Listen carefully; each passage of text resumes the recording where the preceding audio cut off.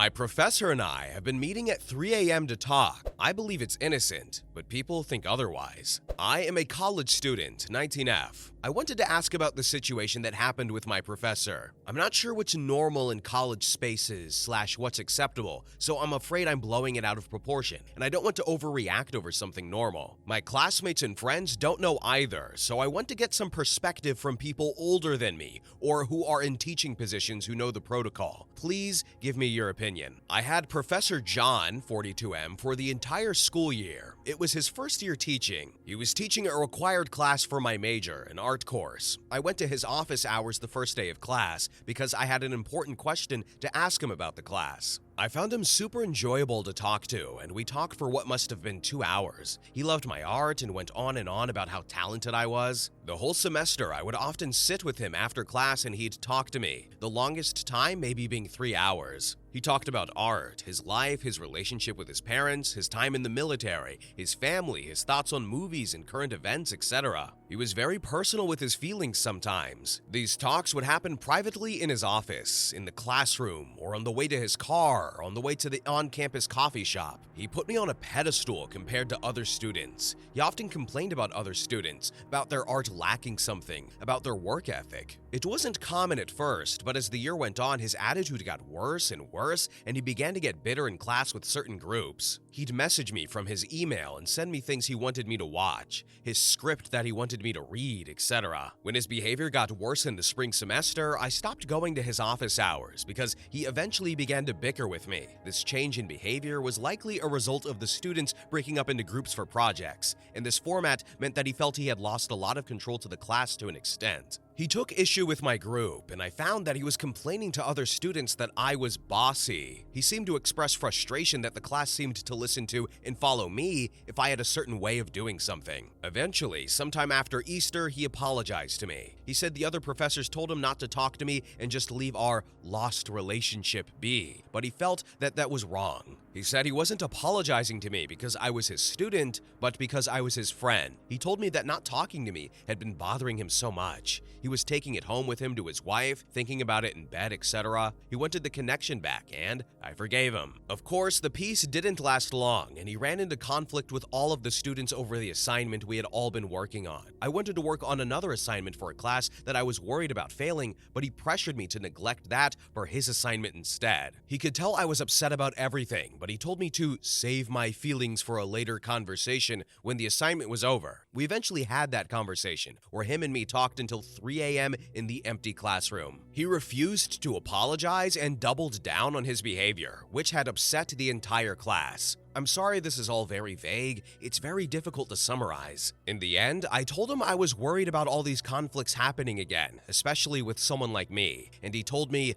"I doubt there'll be another, my Sarah," affectionately. I came away from the conversation feeling like he would repeat the behavior the next chance he got. I've been avoiding him after all that happened last year, but I passed by him recently and he sent me an email asking how I'd been. He followed me on Instagram. He's inescapable, and I'm not sure what to do. I think his behavior made me uncomfortable, and me being his friend and favorite student just became something he weaponized later. It's crazy because for the longest time, this stuff made me feel so happy and so seen, and I used to crave talking to him. But is it really enough to report him? If I report him, he'll know it was me, even though I've acted as though I'm on okay terms with him. I'm afraid of how he'll react. If he remains a professor, he'll just continue to talk badly about me behind my back. Our entire year doesn't like him, so it's not that I wouldn't have people in agreement. Surely it's not enough to kick him out or anything, so would I just be inviting trouble? Please let me know your thoughts. Am I crazy? Is this just some guy who was trying to be nice to me? Am I nuts for looking back on it now and feeling strange? I feel like I don't know what to do. What's the right thing to do?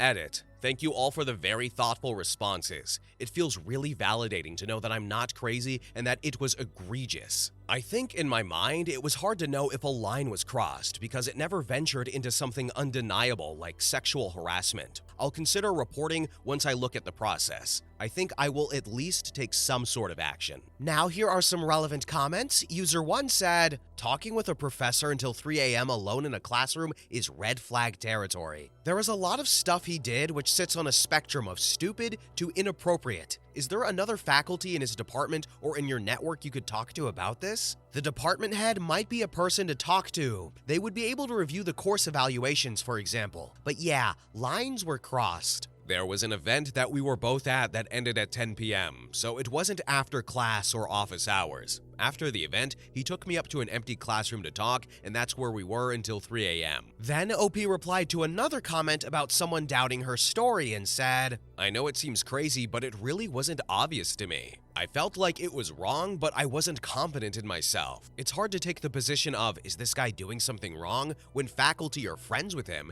and he's generally seen as a nice guy. He got upset at me once for taking him the wrong way about the way he phrased something, and it's so easy to rationalize it as him just trying to be nice and me misunderstanding and being grateful. I know that if he read this post, that's exactly the kind of reaction he would have." Update: 2 months later. I first wanted to thank all of you for your comments and feedback. For the longest time, I thought I was crazy for being uncomfortable with his behavior and feeling like he was acting somewhat strange with me. But the sheer amount of agreement from everyone really made me take my own feelings seriously. Thank you so much for helping me. In January, I contacted the ombudsman and showed him the report I had written. The report contained a timeline of events, screenshots of emails, and screenshots of text messages confirming certain details, like him being alone with me at 3 a.m. He told me that this was definitely inappropriate behavior and that this would fall under the jurisdiction of Title IX. He referred me to the Title IX coordinator, who I met with next. She told me that we could go down one of two routes, either taking my concerns up purely with the academic side of things, making sure I wouldn't be forced to take his class next year, etc.,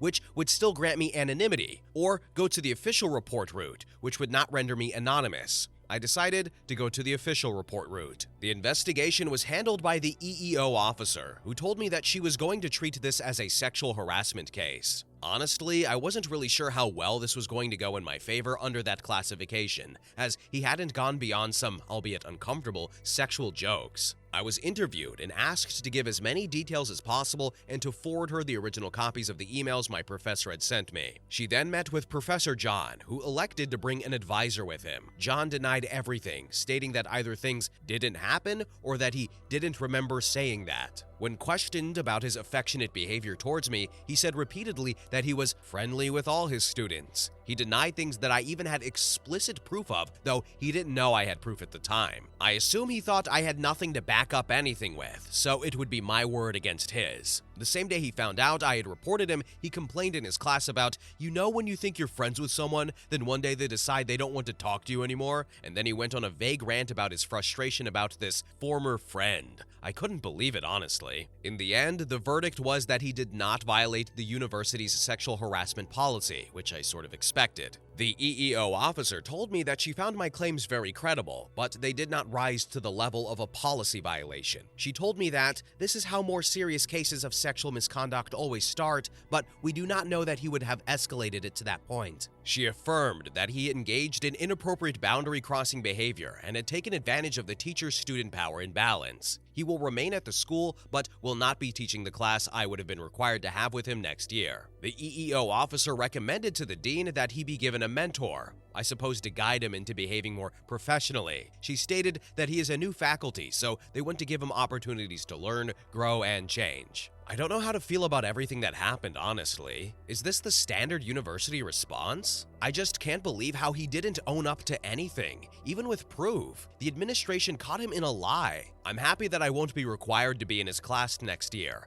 but I worry about him repeating behavior, especially because he never really owned up to what he did. How can he do that? But I'm not sure if I'm out of line in feeling upset. Is this how these things are expected to go? I'm at least glad that I've set a precedent. Nearly every student has a long story about something weird or inappropriate that he said around them, though nothing to the level that I experienced. Regardless of the outcome, I feel proud that I've been able to be more confident about everything. I can now say with my full chest that what he did was inappropriate, unprofessional, and wrong, and that I did not deserve to be put through that behavior. Thank you all for your help in that journey, and I appreciate you for taking the time to guide me. Now here are some more relevant comments. User 1 said, "Sorry you had to deal with all that. I'm surprised the dude's wife didn't take issue with him trying to be so close to a student. He sounds like he does need a mentor to teach him what's appropriate for student-professor relationships. Also, you will probably be unsurprised to hear that we don't get anything more than the handbook. No training, nothing, at least for me. Just jump in and start teaching. At least I'm no longer in academia. If all goes well, I won't have to deal with any teenagers until my own kids grow up a bit. I do wonder what her response is. He said before that they are in couples therapy. Can you believe he's openly said these things? So I wonder if the marriage is on the rocks. I hope they can at least choose a good mentor, since I feel like that's a skill of its own as well. Then user 2 commented and said, "Thanks for the update. Kudos to you for standing up for yourself, and maybe he's just getting a slap on the wrist, but you probably prevented some future harm for yourself or another student." And finally, user 3 commented and said, "And if he does escalate with someone else in the future, there will be a record of this instance. It sadly usually takes more than one. It's not fair to you as the first OP, but you probably have done those who may come after you a service." Knowing that I've set precedent is the main thing that brings me comfort. I just hope that if he does this kind of thing with a future student, that they'd have the courage to report him too. It sucks how many things go unreported out of fear or doubt. Good for OP. I'm sure while reading this or listening to the story, a lot of us were like, yeah, duh, obviously she should know that something's wrong with him. But she's 19 and, you don't fully, that frontal lobe ain't done yet. So even though she had that inkling, she wasn't 100% sure, but she thought enough to go on Reddit and ask and was like, oh, thank goodness I'm not crazy. And also good that OP had the courage to stand up and report that because, like she said, a lot of people just don't out of fear or doubt. But she's like, hey, I'm gonna do this because this doesn't feel right. I've been validated. I'm 100% sure that this is wrong because it is wrong and weird. And then she reported him, and she says she has more confidence in doing so now. So that's good to hear. I mean, he got a slap on the wrist like the EEO officer, LMNOP officer said. It didn't constitute as sexual harassment, but it seems like they're going to keep an eye out on him now. He has a record of this behavior if something happens again, and he's got a mentor to be like, hey, dude, don't talk to kids until 3 a.m. That's weird, right? That's an adult, but that's still a kid. You know what I'm saying? When you're a freaking 40-year-old professor. But anyway, next story. Story number 2. My husband asked for an open relationship, and now people think I'm cheating on him. So I, 27F, and my husband, John, 28M, have been together for 7 years and married for 2. John works out of town a lot, usually 2 to 3 months at a time, while I stay with our pets and am working on my nursing degree. A few months ago, John asked to open the relationship since he was sexually unsatisfied while he was out of town. We laid down some ground rules, and eventually he got a girlfriend who lives in one of the cities he works at, and I sometimes have hookups or one-night stands. Well, recently, his sister Lizzie called me crying and asked how I could cheat on John. I just kind of laughed and asked if she was serious, and she said that she heard from a friend I was at a club with another man. Lizzie told me I had a week to tell John or she would, and hung up before I could explain anything. John was out of town for that week, so I didn't have much time to talk to him, but when he came back, he was exhausted from his work and didn't want to talk much. The next day, I woke up with tons of text messages and missed calls, mostly from Lizzie and some mutual friends, calling me a cheating SLT and saying I didn't deserve John. I woke him up and showed him the text messages, and he said, well, aren't you basically cheating? They're right that you're sleeping around, and then he left for the day. I tried to text Lizzie, but she kept telling me to stop making excuses and lying. Our mutual friends don't think John would want an open relationship and won't believe that he has a girlfriend. I've told John it's been hurting me and that we should consider closing our relationship, and him telling his friends and sister the situation, but he says he can't just cut out his girlfriend. He also said he can't say we have an open relationship because then people might judge or see him differently, but that's exactly what's happening to me. I just feel lost and like everyone is attacking me and no one will help. I stopped seeing my flings and FWB after explaining the situation, but John keeps seeing and messaging his girlfriend. Most of his text messages are him complaining about how I won't just open up to cheating, but I didn't even want an open relationship to start. He did. Now here are some relevant comments. One user said, at this point, just leave or seek counseling. Your mental health comes first. I feel like I really can't leave. We live in a small town, and if I did, it would just solidify the idea that I cheated. I am seeing a therapist, but it hasn't helped much. It's a population of about 40,000. A lot of the friend groups intermingle or have ties with others. Then user 2 commented and said, "So leave and start over elsewhere. None of the people in your life sound like they give you the time of day. They wouldn't even let you try to explain or believe the explanation when you'd get 2 words in. Why surround yourself with people who won't have your back?" I don't have the money at the moment to just pack up and leave. Even if I did, I don't have anywhere to go. Then another user commented and said, "You can figure something out. Someone who can help. Is staying in a situation where no one supports or respects you better than some hard times that you can actually improve on? Because there doesn't seem to be much to improve on in your current situation. Your husband is literally putting his girlfriend above you. The only place I can go is several days away by car, and he controls the joint bank account, so he would know if I randomly took out money to leave." Then another user commented and said, "If your husband isn't going to fess up, I'd gather proof and expose him. He's a snake for carrying on like you're the one cheating when he's the one who suggested this arrangement, and he has a literal girlfriend. A girlfriend is a lot more maintenance than a one-night stand or a friends with benefits situation. Does this woman even know the truth about the relationship between you and your husband? Also, a girlfriend suggests that this arrangement was probably decided well before it was suggested to you. She does know. I met her before they became serious, like how he has to approve of my one-night stands before I meet them. She's a good person and understands her place in our relationship. I've met his girlfriend before they were even together. They don't live together. He usually gets hotels from his work and they meet up on weekends. I do have contact with his girlfriend, but we don't talk on the regular." Then another user commented and said, "Oh, I just had a really awful thought. Did you tell John where you were going the night of the club? Or even that you were just going clubbing? If so, I hope he didn't conspire with his sister for an easy way to leave the relationship so people don't find out about your arrangement. It's a horrible thought, but what if only the sister knows and they're looking for a way for him to be with the other woman by making it seem as though you're cheating, allowing him to come out of the whole thing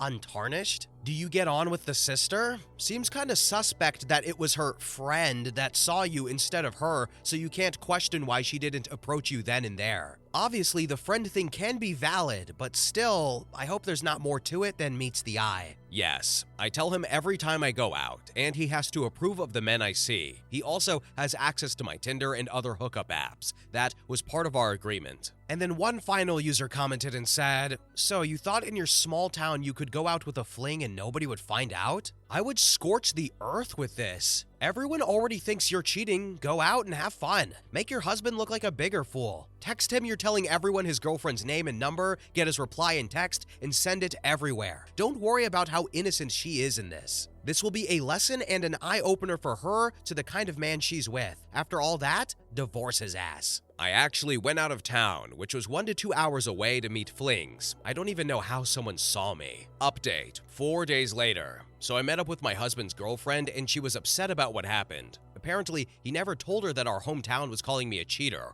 or that I wanted to close our marriage. She came with me and met up with my sister and explained, and she was shocked and disgusted by my husband. The 3 of us confronted my husband and he wouldn't listen and said it was still my fault. I told him I wanted a divorce, and after that, he tried to convince me to stay, and I refused. He agreed. I'm staying with his, now ex-girlfriend right now, who feels horrible about what happened and is actually an incredibly kind and supportive person. I'll be finishing my degree online before I move as far away from him as possible. I know it's not a super exciting or long update, and I doubt I'll make another, but I thought I should say what happened anyways. Thank you all for the support and advice. Edit. Please don't ask me and my ex's girlfriend to date. She is 20 and I feel uncomfortable dating with that age gap. Not to mention, we're both straight women. Thank you. Then in the comment section, OP elaborated on the ex-girlfriend and said, "Me and her have so much in common, it's honestly hilarious. It's like my husband looked for a second, younger version of me." Then OP elaborated on why she is staying with the ex-girlfriend and said, "To be honest, it was her idea. My options were rent a hotel until I could get an apartment or sleep on the couch in my old house. She wouldn't let me do either." Then one user commented and said, "Dude, how exactly does he think it's your fault?" Honestly, I have no idea.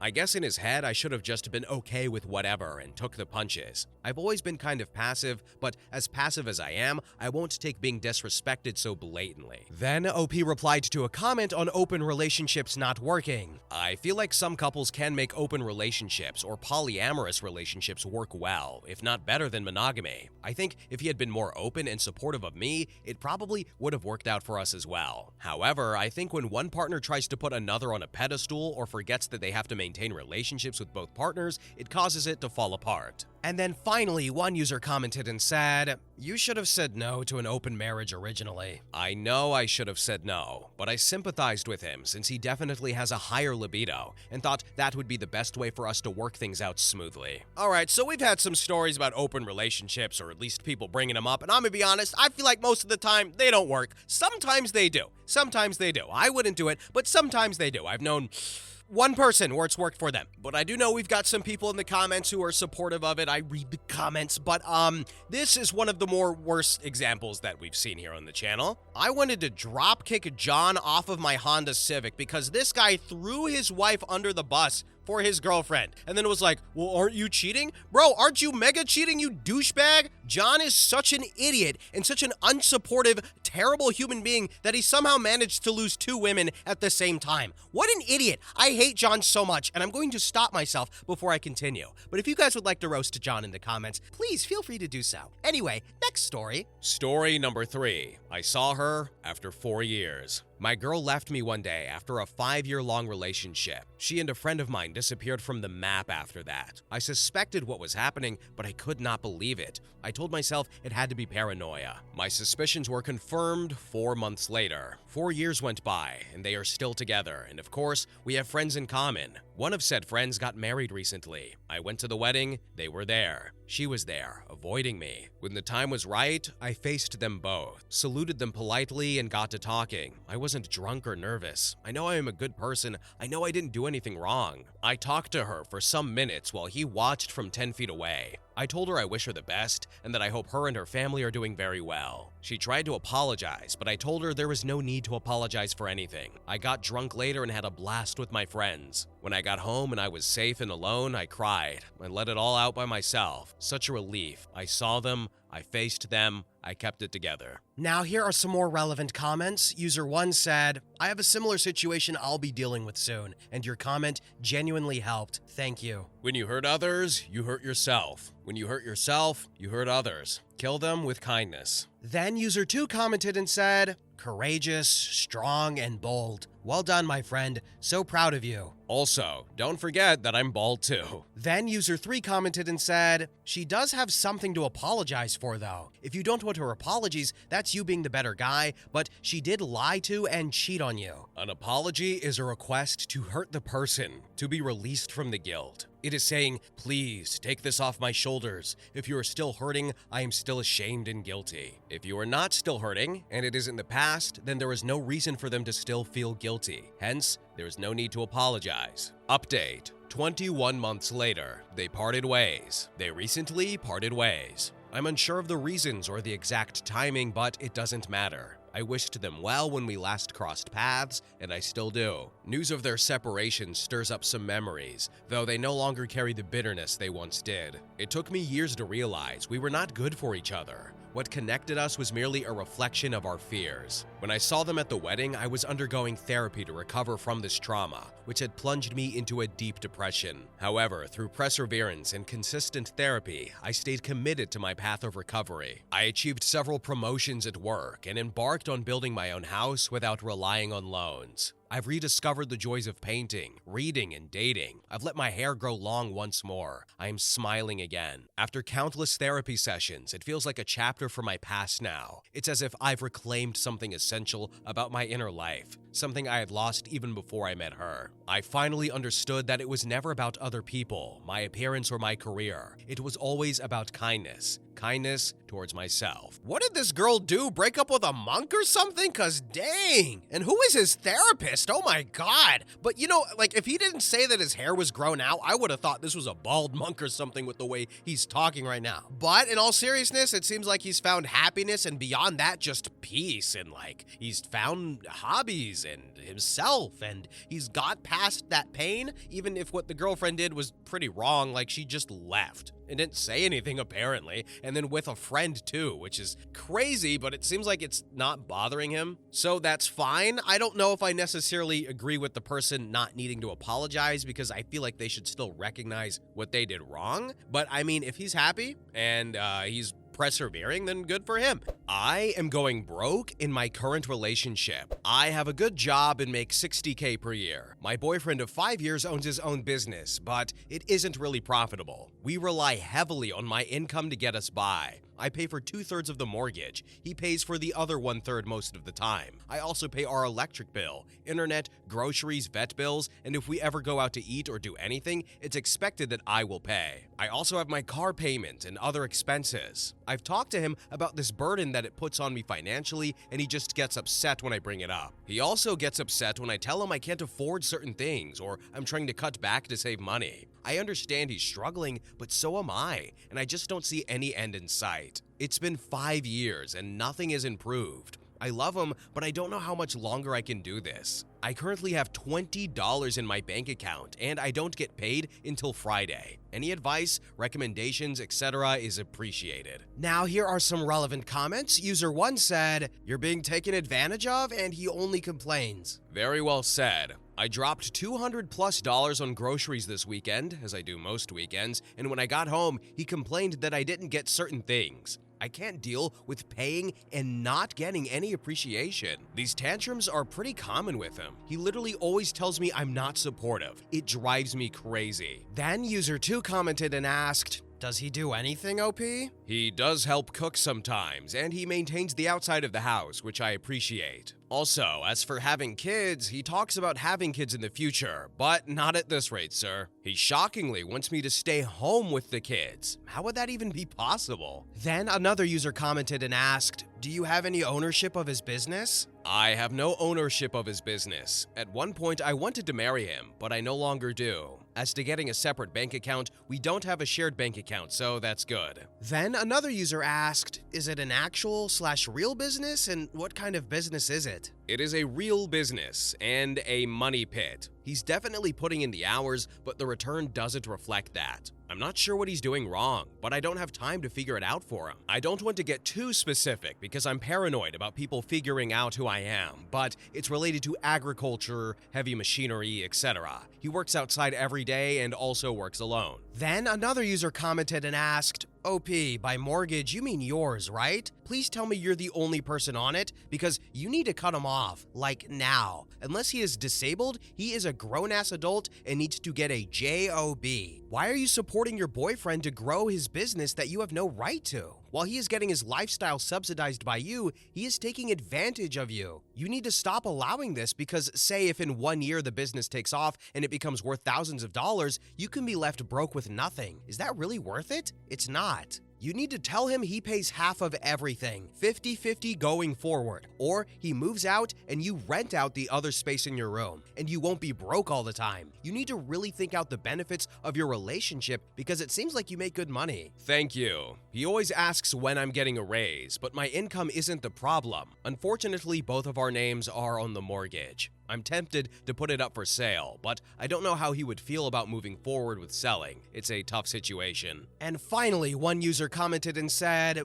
"Why would you support a grown-ass adult you aren't even married to for 5 years? It makes no sense." Yeah, I don't know either. I made stupid choices in my 20s. Update post number 1. 1 month later, I tried to break up with him, but I couldn't. We had a long conversation last night about what's been bothering me. I can't deal with the emotional abuse and feeling like I'm not cared about. At first, he was angry. He was yelling, calling me ugly, telling me he never loved me, wishing he never met me, playfully punching my arms and legs. Then he became incredibly emotional and started crying. He said he was sorry and admitted that something is wrong with him. I don't know what to do. I feel done with the relationship, but I can't stand seeing him like that. I've never seen him cry. We're not married, but we have a house together, so it's complicated. I just don't know how to end this. Update post number 2. Next day. How do I get out? I, 30F, have been with my boyfriend, 29M, for 5 years. Over the past 3 years, the relationship has gotten very ugly. I feel like I don't even know who he is sometimes. He's emotionally abusive, financially abusive, manipulative, and he started recently getting more physically abusive. I tried to break up with him over the weekend, and he said some horrible things to me and then proceeded to punch me, kick my legs, and put an electrical cord around my neck. He said he was just joking and playing around, but it didn't seem that way. He said he was just angry and that's why he did it.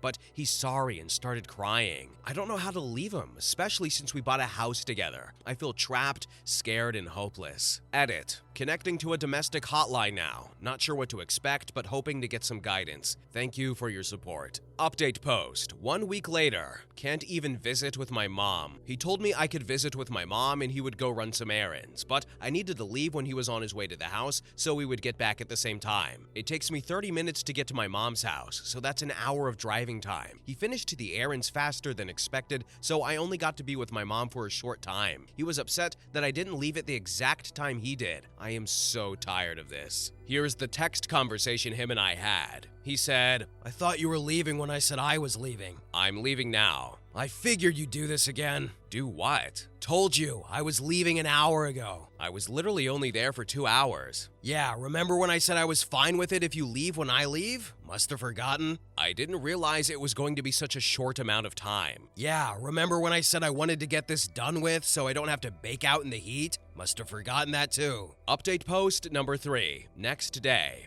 I've been with my boyfriend for 5 years, and the abuse has gotten progressively worse over the last 3 years. It started as emotional abuse, and now it's becoming more physical. I just want to leave, but I don't know how to go about dealing with the house. Any help would be appreciated. Edit. I am on the mortgage and pay the majority of it each month. Would selling the home be an option? I don't think he could afford it by himself. Update number 4. I'm leaving him and not saying a word. I've been with my boyfriend for 5 years and he's gotten progressively more abusive during that time. Emotionally, physically, financially. I'm at my breaking point and have a plan to leave. My dilemma is he's been acting overly nice for almost 2 weeks since the last abusive episode, so I feel bad about leaving without any notice or explanation. I appreciate his effort to be nicer to me, but it feels very forced. I'm second-guessing myself. Update post number 5. 2 days later and 1.5 months from the original post. I finally left, but why do I feel so terrible? I left my abusive boyfriend today without notice, but I feel awful. I know he's probably upset, and that hurts me. Why do I care so much? His mom has been trying to call me and sending me text messages about how I blindsided him. She doesn't understand what he put me through, though. No one fully does. I'm at my breaking point. I just want to be free of all of this. When will this get easier? Update post number 6. I posted on here over a month ago about my toxic relationship, and I'm so appreciative of the support I received during that time. I figured I would provide an update, just letting everyone know as of today, I have officially left that relationship. I moved back in with my parents for the time being, hired a lawyer to help with selling the house, and got a realtor. It has been an extremely difficult process, but I know this is for the best. I can finally start rebuilding myself and my financial situation. Thank you all again for your advice and support. Update post number 7.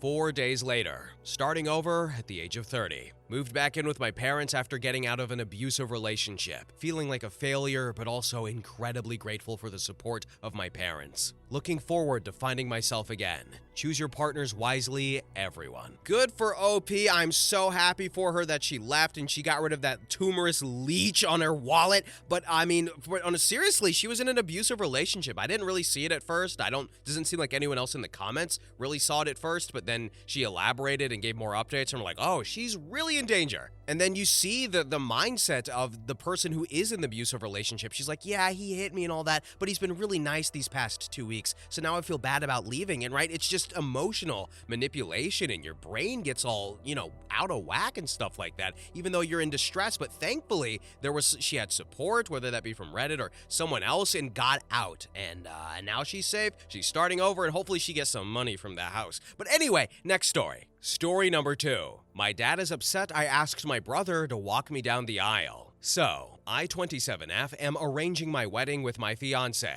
But first, let me give you my life story. When I was little, both of my parents were alcoholics. I lived in a very unsafe and unpleasant home, until one night the police were called and CPS took me out of the house. But my wonderful older brother came to my rescue and took full custody of me. He was my protector and caregiver and worked his ass off to provide for me and afford therapy for me. I have very precious memories of snuggling him at night when my anxiety was acting up and he was reading parenting books in his free time, and just overall a fantastic parent. I love him very much, and he's a very special person. When I was 14, my parents were allowed to enter my life again, and were very apologetic and made an effort to be a part of my life. In their defense, they've been trying and have been genuine. My fiance and I were talking about who would walk me down the aisle, and I told him I wanted my older brother to walk me down the aisle. I asked my older brother, and he was honored and actually got a little emotional from how touched he was. Then, recently, my dad asked me if I wanted him to walk me down the aisle, and I told him my brother was going to do it. He was taken aback and asked why, and then we got into a little bit of a scuffle and he seemed pretty upset and hurt I chose my brother. Was I in the wrong for choosing my brother? Then in the comment section, OP elaborated on her parents' relationship with her brother and said, "My parents have a complicated relationship with my brother. For one, they are thankful I had someone to take care of me, but they also seem jealous that he got to be that person for me." Then OP replied to a comment on how her father has been in her life more recently and said, "I'd say he's done a decent job of being a father for a grown-up kid. He has given me financial advice and helped out with college stuff, and admittedly was really helpful with that. However, he wasn't the one who taught me how to ride a bike, or embarrassed me by cheering in the front row at my piano recitals, or low-key told me he was proud of me for punching a boy who tried to kiss me in the first grade, or, as the above post says, snuggled with me when I was having bad nights." Then one user commented and said, "OP, can you define scuffle with your father?" "Just an argument, nothing physical." Then one user commented and said,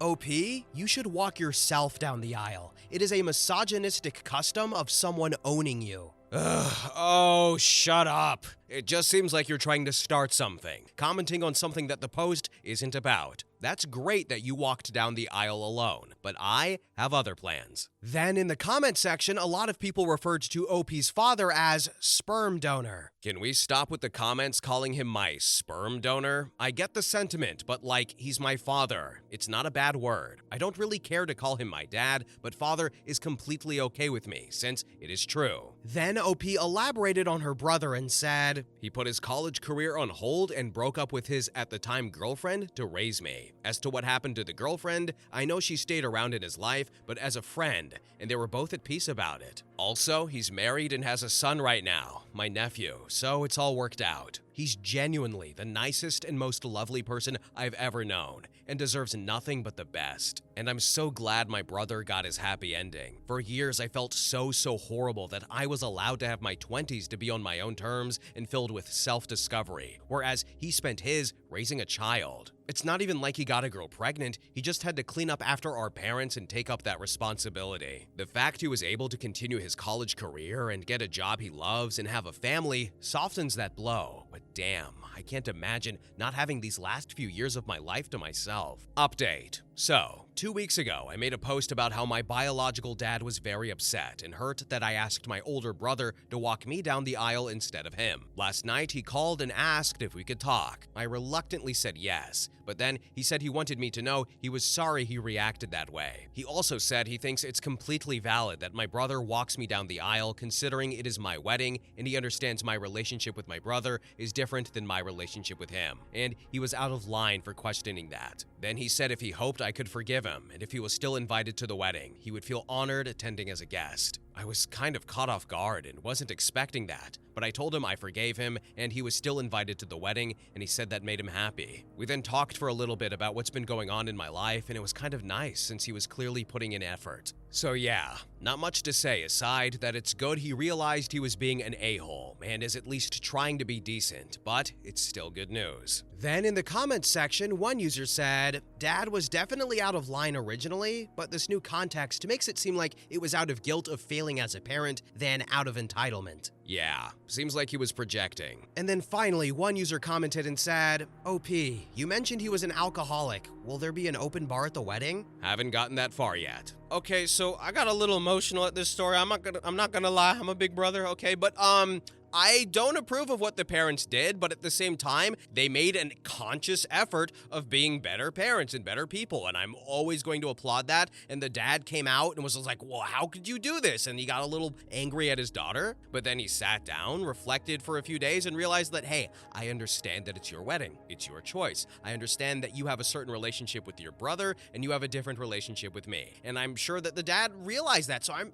happy for the dad. I'm happy that, it seems like OP was pleasantly surprised, and, it seems like it's going to be a good wedding, so I'm just happy, right? I don't approve of what they did, but I'm never going to make fun of you for trying to be a better person, so that's good to see. But anyway, what do you guys think? Next story. Story number 3. Am I wrong for rejecting a woman who once rejected me? I am mid-20s, spent most of my childhood and early adulthood focused on education. I'm not naturally gifted, so I had to focus and work hard as my parents encouraged me to do so. Things slowed down later during college, and I found myself being more social. There was a girl, Nat, in my social circle whom I liked, so I asked her out. She laughed when I did, but she said it was just so unexpected and that's why she laughed. Still, it kinda stung. She declined and said she wasn't dating at the moment. Spoiler alert, she was definitely dating, just not me. But whatever. She said no, I moved on. Eventually, I got a good job out of my hometown, partly based on my good school performance and connections through internship. 2 of the guys from work, let's call them Tony and Steve, mid to late 30s,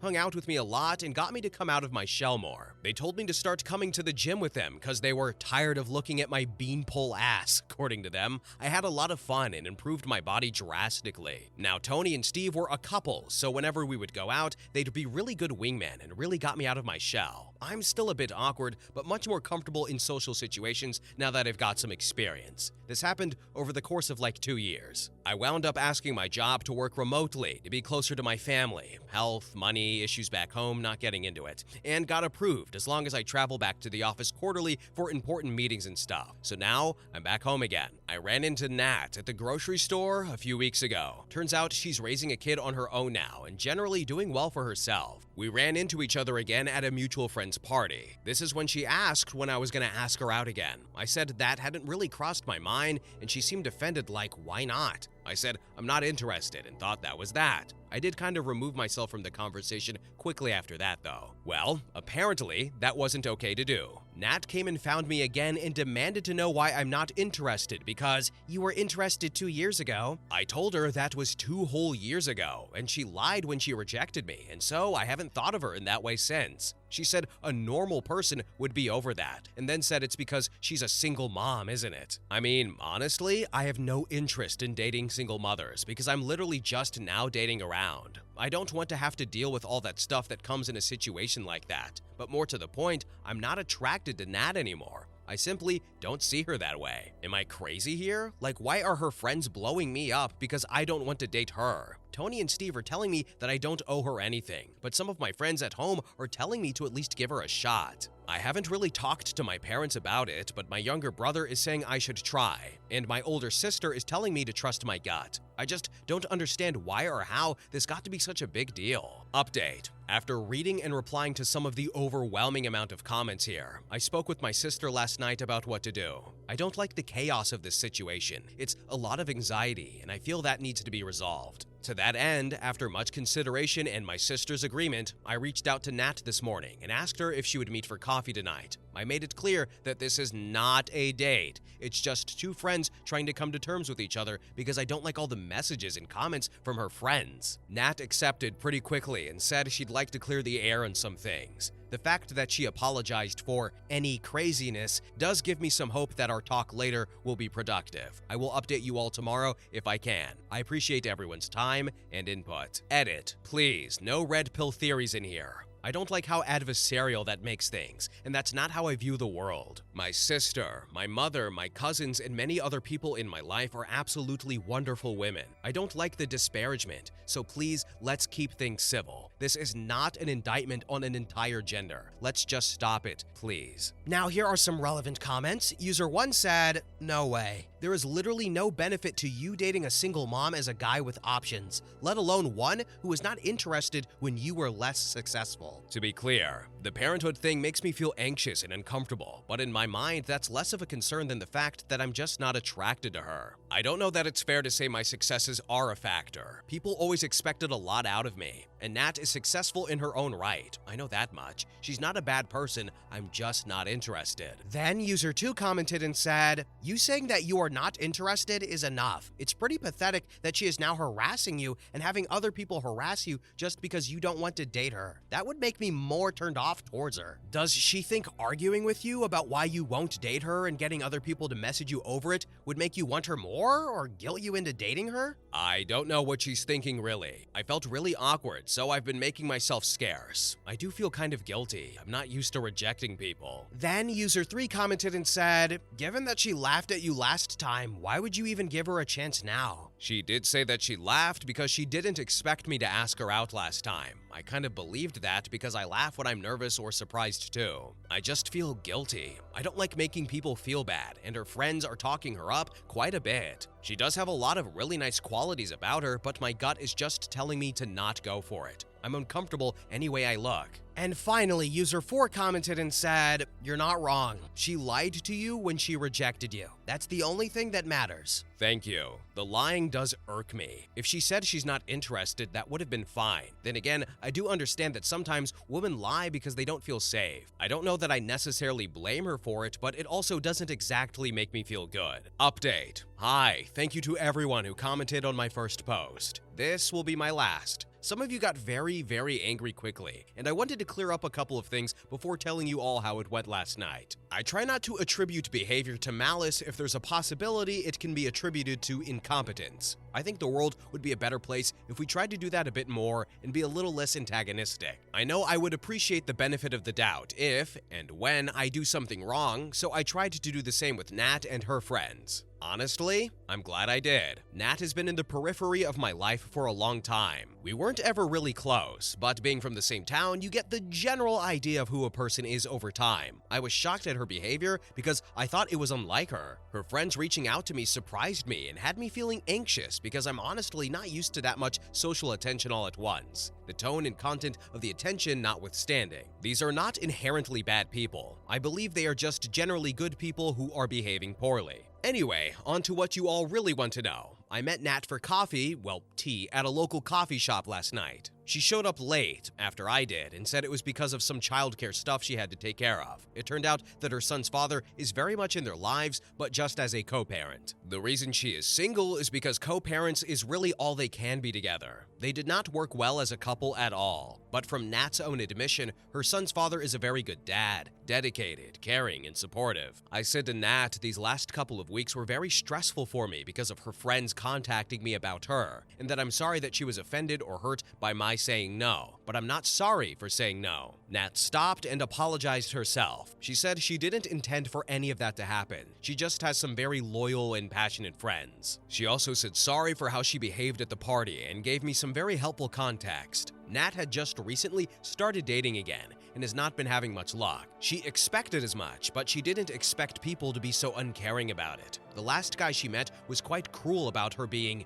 used goods and harshly rejected her, specifically for being a single mom, so that was fresh in her mind. Nat said she saw me and was attracted to me, not just physically, but that I was less socially awkward and could hold somewhat of a decent conversation now, so she was attracted to my growth. She said she remembered that I was smart and caring, but I was very socially awkward when I had first asked her out. Nat was adamant that she did not mean to laugh, she was just genuinely surprised because she never suspected that I even thought of her that way to begin with. I do believe her on this front. It turned out she was trying to flirt with me at the party, and when I rejected her, the negative emotion she had from the last reaction just took over and she reacted poorly. She said she complained to her friends, and they took it upon themselves to try to grease the wheels. To Nat's credit, the messages have stopped since yesterday after I first reached out to her and explained why I wanted to meet. In retrospect, I think I may have overreacted too. I believe this because looking at some of the messages from her friends more objectively, it looks like they were just advocating for us to be together rather than attacking me for saying no, if that makes sense. But all the attention felt like diamonds to me, and I may have panicked a bit. So, that's basically it, everyone. I apologized, she apologized, and it's a lot more mundane than I think some people may have expected. And no, we're still not dating, and we're both okay with that. Though we did agree that if the opportunity presents itself down the line, and the timing is right, one or both of us may try to gently approach the idea again. I don't know if I ever expect that to happen, but it's not entirely a bad thought. Just not a thought I would entertain for at least a few years from now. I like my life the way it is for now. Now here are some more relevant comments. User 1 said, "You seem like a very nice guy, the actual nice, good kind. I'm sure your anxiety about the situation played a role, but under that, you seem like a nice, caring guy. With that said, stay away from Nat and her friends. She may not have intended the bum rush, but the fact that her friends thought it appropriate at all is concerning. Listen to Tony and Steve. They have their heads screwed on straight." Thank you. And yeah, I'm grateful to have my friends. I have been a generally anxious person most of my life, so I can't say I'm too surprised at it having such an impact on me here and now. Then user 2 commented and said, "Having read both bits of your story, I am simply baffled by why you are in any way in contact with her or her unbalanced friends. Do you want to be in high school forever? You did nothing wrong. She was unable to deal with her life, so she sicked her childish posse on you via the net. When an adult has a problem, they deal with it themselves. No adult messages a third party about who they should be dating. None of this was anyone's business but yours, and certainly not the group of harpies. This is childish and sad. Stand up for yourself. Tell her to never bother you again and move on with your life." Then user 3 replied to that comment and said, "I don't know. It was someone he liked and had respect for at some point in his life, and he wanted to give her a chance to redeem herself as that person in his mind. Does she deserve it?